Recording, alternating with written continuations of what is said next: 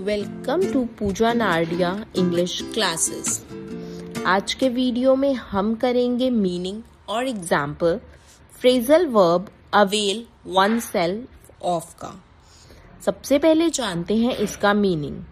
इसका मीनिंग होता है take advantage of something specially an opportunity, मतलब किसी चीज या अवसर का लाभ उठाना। Now let's do its sentence.